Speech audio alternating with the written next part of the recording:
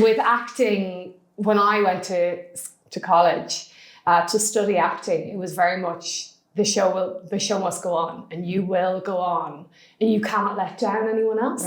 So you have to make sure that you are fighting fit at all times to be able to sustain yourself in whatever play you're doing, or if it's a film set, sometimes you're getting picked up at 5 o'clock in the morning. So you've got to make sure that you are healthy, because as an actor, your voice and your body are your tools. They are your, if they're failing you, you're not doing your job properly.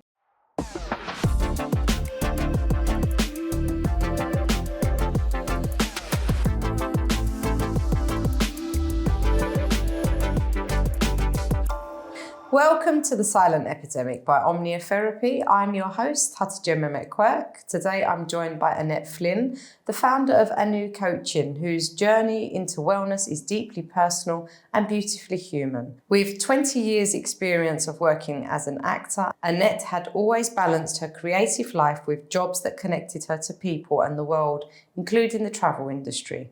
But when the pandemic hit in 2020 and both acting and travel came to a halt, she used that unexpected pause to explore a long-time passion that had been quietly running beneath the surface. Health, nutrition, movement, stress management, and holistic well-being. A conversation with a friend led her to the book Ikigai, which helped her recognize that her purpose, passion, and skill set could align in a new way. This sparked the beginning of a journey into health coaching, and in February 2020, she graduated from the Institute of Integrative Nutrition. Annette now helps people find balance, nourishment, and sustainable habits through her work at Anu Coaching. Annette, welcome to the show. Thank you very much. Thank you for coming. Let's begin with your story. Looking back over your years as an actor, your travel work, and your long-standing love of wellness, how did all these threads come together to lead you to where you are today? That's a great question. So I have always, from about my 20s, I've had an interest in nutrition and health. And I think that might have started when I was living with a really good friend of mine who was working in a health food shop. And so anytime I ever had an ailment or something, I would go to her rather than go to the doctor at home. And there'd always be some little tincture or something, or even sometimes that particular health food shop would bring in practitioners, Eastern medicine practitioners, and you could go to them and they would say, oh, you might have too much protein in your diet, or this, that, and the other. And made me start to think about, what I eat and how I move and everything. And acting, of course, as well, very much is, it's not like the old school way of acting with the older actors like the Richard Harrises and the Peter O'Toole's, who would have, probably been doing a play but had a pint in the interval kind of thing, or probably more than that. With acting, when I went to college to study acting, it was very much the show must go on, and you will go on, and you cannot let down anyone else. So you have to make sure that you are fighting fit at all times to be able to sustain yourself in whatever play you're doing, or if it's a film set, sometimes you're getting picked up at 5 o'clock in the morning. So you've got to make sure that you are healthy, because as an actor, your voice and your body are your tools. They are your, if they're failing you, you're not doing your job properly. So it almost sounds like that need to make sure you don't let the team down, because as you said, if you've got a part in a play or a show or a film or a movie, whatever you're doing, you can't let anyone down. So you have to make sure that your body is fighting fit and strong enough to be able to sustain it, to fulfill that role, because you don't want to let anybody down. Yeah, absolutely. And also what I realized when I started to do yoga, and it's interesting that a lot of times when I started to do yoga, I was introduced to yoga primarily by an acting teacher. I was doing a workshop, a week-long workshop in her kind of technique.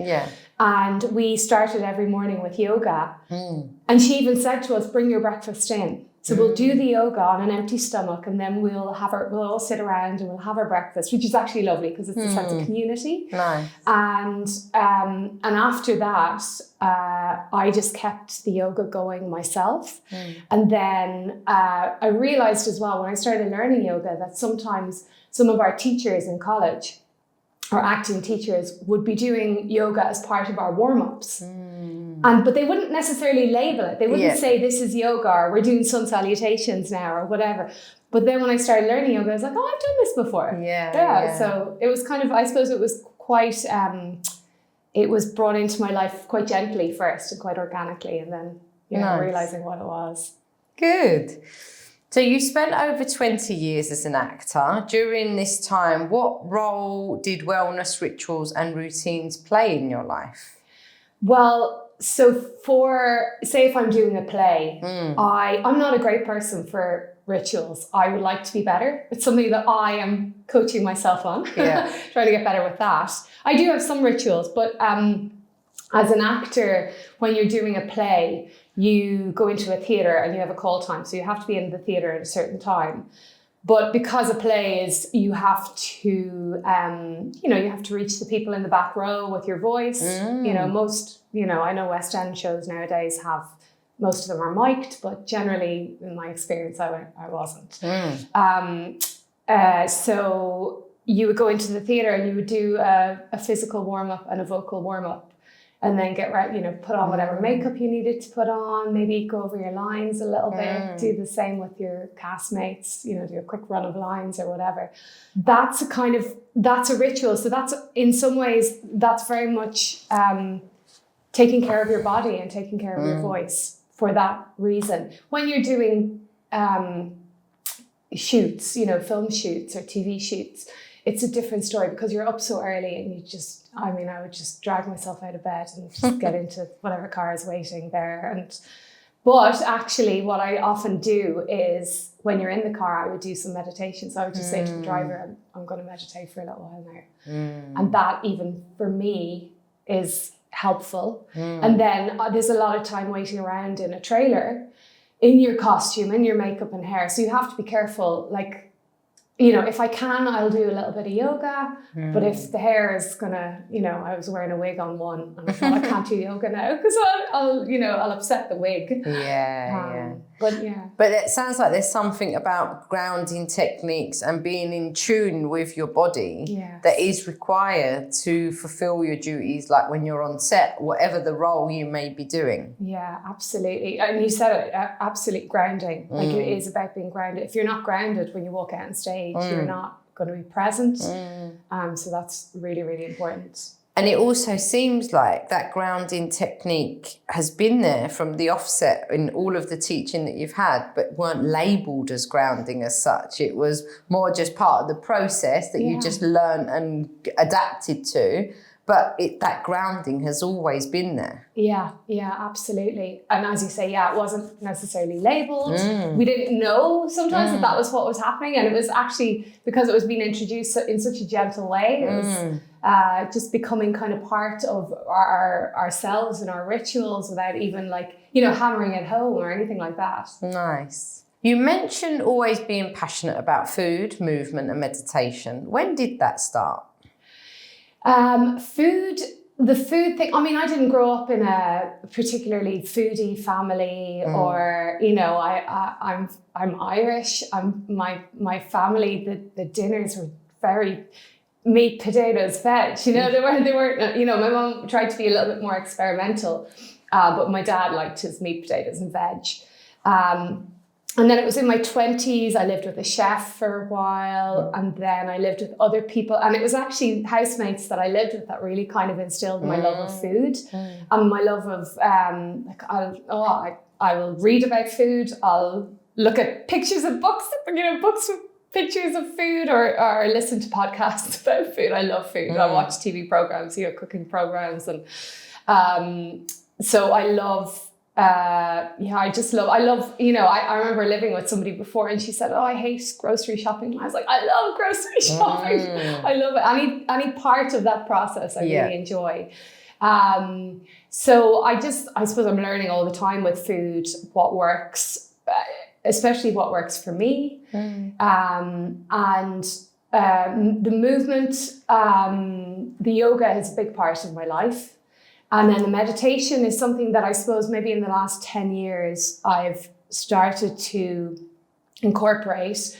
And then it was 6 years ago, I decided to follow that a little bit more seriously. And I went down the road of transcendental meditation, TM. And it was the first time that I found a meditation that worked for me. Yeah. So I have that I don't practice it every day because I experiment with other types as well. But I have that to fall back on when I need it. And not just when I need it, but when, as much as I can, But it also sounds like it's something you've explored, it's something you've experimented with, it's something that's been a part of your life. But up until 6 years ago, when you found that mode that you really connected with, did it really resonate to the point of becoming a part of you and your daily rituals as and when you need it? Yeah, so with TM, you're supposed to do it twice a day. And I've never been very good at doing the second one. But I have I have my little morning ritual, whereby when I get out of bed in the morning, I'll go and sit on the sofa and I will do my TM generally. And that just sets me up for the day. And I feel like I've done something very good for myself. And for me, TM or any type of meditation calms me down. It because I have energy, I'm all over the place sometimes. And what I find as well is it gives me, one of the big things I noticed when I started meditating with TM in particular is that I would have I'd have that little split second before I'd say something to kind of go, oh, this is what I'm going to say. Do I need to say this? Or is it helpful? Is it kind? And a lot of times I would go, I don't need to say this right now. And I think that's incredible, having that. Yeah. And I notice when I'm not meditating, I notice the difference in myself. I get a little bit more irritable and a little bit more impatient. So it's good for me in that respect. It kind of just evens things out a little bit. And for me, when I found TM, I had tried other types of meditation, generally guided meditations. But for me, doing, say, 5 or 10 minutes, I'd be like, if I was doing a 10-minute guided meditation, I'd be getting to 7 minutes and going, oh, it's good, it's over already. And when I started TM, the teacher said, so it's going to be 20 minutes. And I was like, what? And the first day he sent me off home and I was doing it in my bedroom and I heard the lawnmower next door, the kids outside, the cars. I was like, I could hear all these noises and I was like, oh, this is so annoying. And then I had 3 more days of training in it. And by the 4th day, I was doing the 20 minutes, no problem. And I was like, this is bizarre because, to get me to sit down for 20 minutes and just get in that zone. Yeah. And also, I liked what you said there about sort of your morning ritual and having that feeling that actually I've chosen to do this for myself. Really speaks a lot about the value that you're putting in yourself, because I think people discredit the importance of that value of showing up for yourself. We put so much importance on making sure we do for others, help out others, make sure everyone around us is okay. That's a lot of the time we forget about looking after ourselves. But taking that time in your morning ritual of, actually, I'm going to take this time for me because I need it, I deserve it, and I value myself enough to give myself that time, really helps create the right intention for the day. Yeah, I agree. And I think as women in particular, especially women who might be mothers, they don't put themselves first. But then there's this notion that's been sold to us by capitalism or whatnot, that self-care is, a packet, a face mask, or a bath with loads of bubbles and candle. And actually self-care is just being kind to yourself and giving yourself a moment rest, or doing something that's joyful for you, or that, doing the meditation that is going to set you up for the day. Well, something that's going to fill up your cup, isn't it? Yeah, absolutely. That's a really good way of putting it. Filling up my cup. Just a quick break from today's episode. If you've ever tried to get therapy, you know how frustrating it can be. You're finally ready to talk to someone, but you've been stuck on a waiting list for months. That's not how mental health support should work. Omniotherapy makes getting help simple. You can book a session with a fully qualified professional in just 24 hours. No waiting, no contracts, just real support when you need it. And at £40 per session is actually affordable. If you're struggling, don't wait. Tap the link in the show notes or head to omniahealthgroup.com to book your session today. The pandemic pause 2020 was a turning point for many people. What was it like when acting and travel suddenly stopped? Yeah, so I had only been working in travel for a few years prior to that, but it had gotten to the point where I thought this might be it for me. This might be the career path I go down. This might even be something that I give up acting for, because with travel, it was hard to kind of do both because you had to commit to things, to dates so far in advance with travel. And it was, you know, for the first time in my life as an actor, you're just about getting by financially. And for the first time in my life, I was getting paid decent money. And that was nice. So I know there was an awful lot of things going on and people were dying and it was terrible, but I actually really enjoyed that that pause. Oh my goodness. And it was really interesting because I had so many things I wanted to do and I was doing, and I heard other people saying, oh, I'm bored. And I was like, how can you be bored? There's so much you can be doing. I started doing DIY stuff and painting and just reading and watching some TV shows I'd put off watching for a while. And I can't even remember the things that I was doing back then. It feels so long ago now. But it really did give me time to it also gave me time to really process what I'd been going through in the few years prior to that with the travel work. So travel work is very seasonal. So during the season, you are go, go, go. And because I was still new to it, every time I would bring a group of people into a new city or a town, I had to do a lot of research to be able to talk about those places. And I know that people who've been doing that kind of job for years, they could just rock up in a town and be like, this is this. Whereas I was like, I need to know this, I need to know, and I need to have to get around and where that is. And so I found the workload huge, like really huge. I remember feeling lucky if you got 6 hours sleep a night. You were eating hotel breakfasts and sandwiches and just not the healthiest food in the world, and then enjoy maybe having a glass or two of wine in the evening to help wind down. And it was just I found it so stressful. And when I had time to really kind of reflect on what that was doing to me as a person, I thought this stress, that I'm just living, this kind of level of stress that I'm living with when I'm doing this job is shortening my life. It's not worth it. I would sometimes get a rash on my hands and I'd be using all manner of creams. And then I remember thinking, this could be stress related. And let's just see when the season ends and I stop working, if the rash doesn't go then. And it went. And I went, oh my God, my body is telling me this is not healthy for me.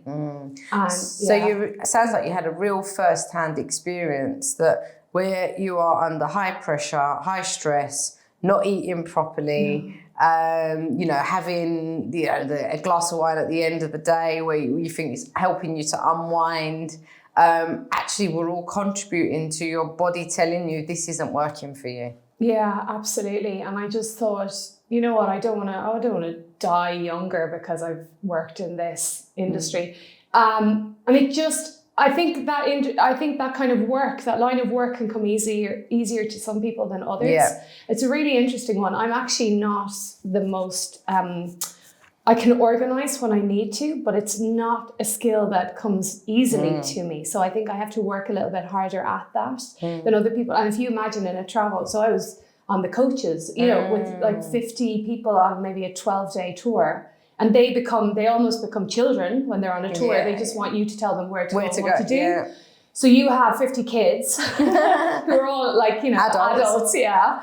You're just on the go the whole time. You have to organize everything for them. And it's so much. And that's before a problem arises even.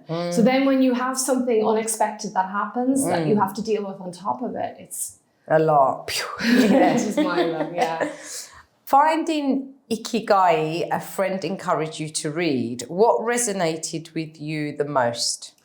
So the main thing that I took from that book was that there was a little diagram whereby you have these 4 circles, and it's how they all interact.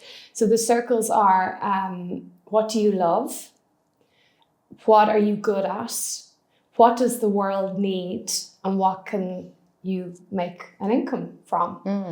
And I'm a people person. I always have been. I like to help people. I think I got it from my mother. When I go home from college, the weekends, it'd often be a little something cut out of the newspaper, something she'd think I would find interesting. And I do the same with my friends, and some of my friends do the same with me. So I do that. I like to, when I find something that works for me, I want to tell the world about it. Which isn't coaching as such. That's kind of more, mentoring. When I'm excited about something, I kind of want to share it a lot. The other thing about the book delved in quite deeply into one of the blue zones. I don't know if you know what the blue zones are. So the blue zones are these areas in the world where the population live a lot longer than the average population. Okay. And there's a few around the place. I think there's one in Greece, an island in Greece. There's one in Sardinia. There's one in a community in California. And there's this one in Okinawa in Japan. And the book talks a lot about this particular one in Japan.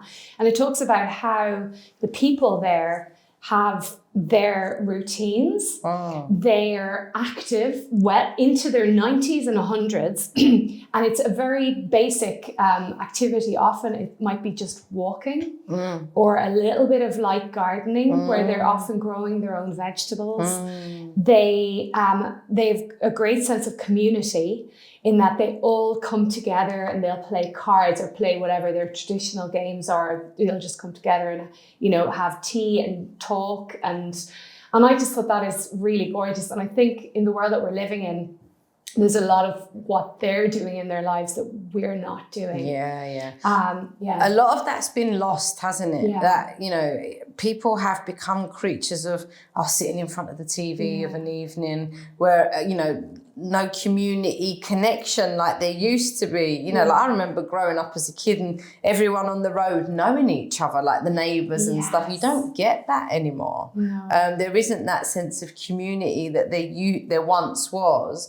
And as you've seen from what you've described in the book, it can make a real difference to the longevity of somebody's life. Yeah, I think it does. I think it really, really does. And the other thing was them all having a purpose. So the purpose might be just some of them actually had trades that they were still doing into their 90s or 100s, manual trades, but also like cooking and things like that. Like even bringing a little bit of purpose into your life is, if you're, I don't know, when we're 90, who knows what we'll think like, but having, that thing in the day where you cook your meal and you prepare it, and that's purpose. And purpose doesn't have to be a big, this big thing from the heavens. My divine purpose. It can be just simple things. Just the everyday stuff, one foot in front of the other, that just gives us that sense of achievement, looking after ourselves, and making time to choose good options for ourselves. Yeah, absolutely. But I think what you're saying about the way we've moved away from community, I think that is to our detriment big time. I think our society is trying, it's leading us to be more individualistic, but actually we're tribal people. We should be with other people. It's important to our well-being and our health. Definitely.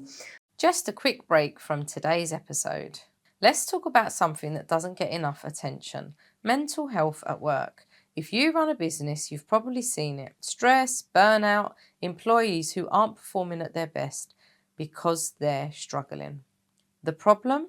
Most companies don't know how to address mental health in a way that actually helps their team. That's where Omnia Corporate Training comes in. We provide CPD certified mental health training that's practical, flexible, and designed to fit into any workplace. If you want to invest in your team's well-being, and let's be real, happy employees perform better, tap the link in the show notes or visit omniahealthgroup.com to learn more. How did the concept of aligning passion, purpose, and talents help you rethink your future? Well, as I said, I'm passionate about people and helping people. And I think I'm good at that. So I think that's a talent of mine as well. And the health and wellness side of things was just, I suppose I'd realized what I needed to do to become more healthy, looking at how I had come, through that industry of travel and realized how unhealthy it was. And I think a lot of people don't really value their health. And I think it's something that's really important. Like it's everything, I think I think people started to take it for granted, haven't they? There's this just, it'll be all right. Or we do take it for granted. Yeah. But our health is so important. It's our engine, isn't it? It's what keeps us going. Absolutely. And I think the fast food and the easy options and, not cooking anything from scratch anymore, people don't realise the impact that that's having on their health. Yeah, absolutely. I said it to a friend one day. I said something about cooking. And I just had this assumption that a lot of people cook. And she turned to me and she said, Annette, I know so many people, they do not cook. They do not cook. And when you're not cooking, you have no control over what's in your food. And the amount of the food you get on a takeaway or even a ready meal, it's got so much more salt and sugar and things to make it taste good. Whereas when you're cooking yourself, you know exactly what's going in. Definitely. I remember when I first took my youngest to McDonald's and I got her some chicken nuggets. And she was about 3 and she looked and she said, "What is that?" Because I don't cook things like that at home. In terms of, the odd time, we might get the chicken goujons out of the freezer, but she just wasn't used to it because we don't really eat it. Yeah. I mean, now she fills up on as many chicken nuggets as she possibly can, but it is quite unusual because it's become so normal that the freezer is the first option. Yeah, well, that's great. I mean, that she looked at this non-food, because I will always say McDonald's is not food. Yeah. They've done these kind of experiments where they've left a thing of chips in a cupboard in a house that they were leaving for the winter, and they came back and the chips looked exactly the same, the McDonald's chips. Yeah. So you're saying, oh, that's not good. No. So that's really good that she didn't recognize, that she's like, this is not food. Yeah. But yeah, people, I think, look, we live in a really hectic, chaotic world, and it just feels like it's getting harder and harder. And I don't have kids, I only have myself to manage. And even that sometimes I find completely overwhelming. So I understand that the quick fixes and the ready meals are, a go-to. They're very helpful. And I'm no saint. I'll put my hand up and I've sometimes gone, I couldn't be bothered. I'm just going to get this. But that is 5% of the time, whereas most of the time, and I have the luxury of being able to cook. I have that time to do that. And I know a lot of people don't. And I also have the love of cooking. And I know that that's something that people don't have as well. Yeah, and I think when you don't have it, or when you do have it and you don't understand how people don't have it, and vice versa. It is, And I'd love to know if there's a way that you can instill that in people. I know myself, there are times when I go in and out of kind of my love of cooking or not. And there's some times that I'm like, I don't know what I want to cook. I couldn't be bothered. What do I cook? What do I normally cook? I can't remember. And what I find works for me when that happens is I go and I start watching cookery shows again. And then I just get inspired. Yeah, absolutely. And that works for me. And but somebody who does love to cook. So I don't know, I'd love to know if that would work for somebody I'd love to try and doesn't- experiment. Yeah, You know, yeah. somebody who's not into cooking and go, okay, let's try this. Yeah. You're going to listen to this podcast about food and you're going to watch this cookery show maybe twice a week and let's just see. And they come out at the end and they're like, no. Still hate it, yeah. Making the decision to study, what made you say, yes, I'm going to retrain and become a health coach? So it was really interesting. I was chatting to a friend during the pandemic who had was an actor who had done some yoga teacher training. Nice. And had I was chatting on the phone to her and she said, oh yeah, I'm doing this course. I'm like a month in. It's a health coaching course. It just felt like the natural next step for me. And I was like, oh, this is actually, we were voice noting. So I was like, this is really interesting. Tell me more. And I left that voice note and then I waited to hear back from her. But in the meantime, I just went, whoom, and I just started Googling all of this. I found the school that she was training with, IIN, and I looked into them. And then I found a few podcasts with some health coaches that had trained there and I listened to them. And before she even got back to me, I'd already enrolled because I just had this connection. Yeah, really, really, like I'm kind of all or nothing. And sometimes when I make a decision, when it feels right in my gut, and I always tune into my gut, when it feels right in my gut, I go for it. And I want it then. Like, so I just had enrolled by then. Nice. And it just felt right. It felt really, really right. But interestingly, typical Murphy's Law, excuse me, I was about halfway through my training and all this acting work came in for me. I had to kind of push it aside for a while. And I thought, oh, that's really interesting. You know, it's like the acting gods. I was saying, oh, look at me, I'm going down this other route now. And they're like, no. You back. Yeah. What was the training at the Institute of Integrative Nutrition like? So it was great for pandemic because it was very much online. It was a lot of these recorded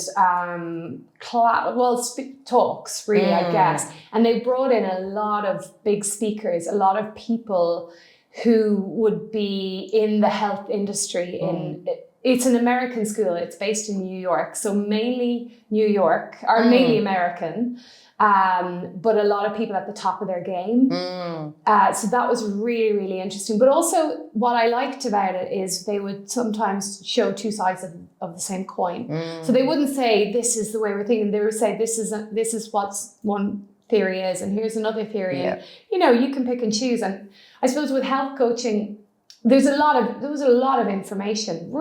I never found it uninteresting. I found it so interesting all the time. But the thing with coaching is it's not about what you know, it's about how you work with your clients and how you teach them to draw out what they know more so than what you know. And it's finding, I suppose, the solution that suits them, because what solution might fit one client won't suit another because of their lifestyle, their choices, their likes, their dislikes. So you need to have all of that information to be able to make that bespoke option for each individual client. Yeah, absolutely. And that's actually, I really like that you say that, because that is one of the big things that the school that I went to taught or are focused on is this concept of bio-individuality. So it's very much what works for me may not work for you, may not work, and what works for that person may not work for the next person. And it's really about teaching, and this is where I come in as a coach, it's really about teaching people to be able to listen to their own bodies and because our bodies are incredible. They will tell, like that instance of the rash on my hands when I was stressed from the travel job. That was my body's way of telling me this isn't working. Something's not right here. Yeah. But also, I suppose a person needs to be aware that they might come up with a way forward that suits them now, but then they might have a lifestyle change or a job change or a relationship change, and all of a sudden that doesn't work for them anymore. So it's tweaking it to suit their new circumstances, and it's always a process of being tweaked, I suppose. Yeah, absolutely. No, that's a really good point, in that what works for someone in their 20s may not work in their 30s, or as you say, if there's a big life change. And it's for people to be open to that and open to change and not being rigid in their way of thinking. Just a quick break from today's episode. Have you ever felt like the kind of support you need just doesn't exist. Maybe you need help outside of normal hours. Maybe you don't even know where to start.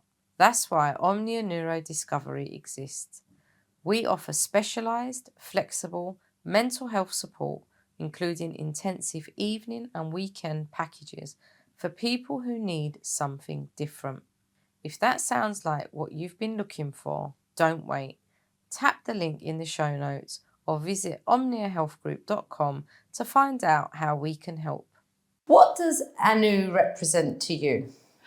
So I spent a long time deliberating on the name, and it's really interesting because I have a friend who's just recently graduated as a health coach, and she's now in that place going, what are we going to call it? Yeah. And I then decided, because I'm Irish, I thought I'd like something Irish sounding.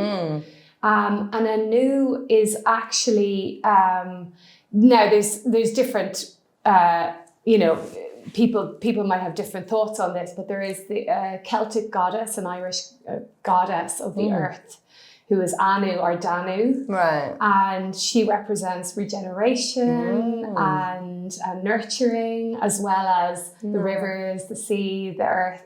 And I just really like that concept. I like that concept as well of nature being really important. It should be really important to us. I think we're moving further and further away from it, but actually, on a health perspective, nature is huge, and it can help us so much if we learn to tune into it, listen to it, even seasonally.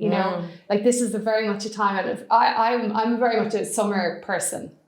I'm like sunshine and brightness and everything. And only in the last few years have I started to really appreciate autumn. And in the last few weeks, I've just felt myself just wanting to go home and be cozy. And that's a first for me. So it's kind of picking up on what you said about the way things change throughout our lives as well. So I feel like now, for the first time, I've really kind of started to tune into the seasons and feel that kind of autumnal hibernation sense. Nice. For someone beginning their own journey toward balance and wellness, what gentle first step would you recommend? I would say try to start to listen to your body and those little signals that it's giving you. And so whether it is, sometimes I remember when I was younger, I used to get those little cuts at the side of your mouth, those mouth ulcers, maybe your nails breaking, or, a rash or something like that. That's your body's way of telling you you're either doing something that's not right, or maybe there's too much stress in your life, or maybe you're eating something that's not right. I would say that, and I would also say, but also to listen in, to start listening to yourself. I would say starting to give yourself moments where you're not stimulating your brain. And, meditation is a word that can scare a lot of people, and I'm very aware of that. So sometimes I just say, do a little bit of breathing, just listen, concentrate on your breathing, or feel the air coming in through your nostrils, colder going in and warmer going out, or do some box breathing, which is like 4, breathing in for 4, holding for 4, out for 4, holding for 4. Or there's another one, 4-7-8 breathing, which is in for 4, hold for 7, out for 8, which actually I think is magic. For me, that's my preferred method. It's mine as well. It resets everything. If you're feeling panicky, but also you can use it in the moment. Like I always say to clients or friends or family members, that if you're walking to the bus stop, use the method. You can breathe, you can walk and breathe like that. You sat on the tube, the bus, or even in the instant, like for example, teenagers can sometimes be very testing, and they ask me, our teenage children might ask me a question. I breathe in the moment before I answer, and it really does help to just reset what my response is going to be. Honestly, when I learned that, and I learned that actually through my training, my health training. It was Dr. Weil who had introduced it to us students, and I started doing it. I was looking after my dad at the time, and he would wake up in the middle of the night, and then I would wake up And then I would go back to bed and I would not sleep. So that was the first time. And then when I learned how to use this 478, I applied it the second time I was doing the same caring for him. And I would sit up in bed and I would just do 4 rounds of it. Yeah. And then I would put my head on the pillow and I would fall asleep. Yeah. And I was like, this is unbelievable. Yeah. And I tell it to people, I'm like, try it. It is absolutely, and if that doesn't work for you, try There's other ones. something else. Because again, it works for you, it works for me, but it may not work for everyone. So, Definitely. yeah. So Annette, thank you so much for sharing your story from a rich creative career in acting to finding a new purpose in helping people build healthier, more joyful lives. Your journey is a beautiful reminder that transformation is possible at any stage. Before we close, is there one final thought you'd like to leave with listeners? Something you hope they carry into their own well-being journeys? I would say start to pay attention to your health now. You know, the best time to plant a tree is 20 years ago. The next best day is right now. So start to pay attention to your health now, and it will benefit you in the future. Yeah, definitely. And to our audience, thank you for tuning in to the Silent Epidemic. If Annette's story resonated with you, please like, share and subscribe. Join us again for more conversations exploring mental health, resilience and many paths to healing.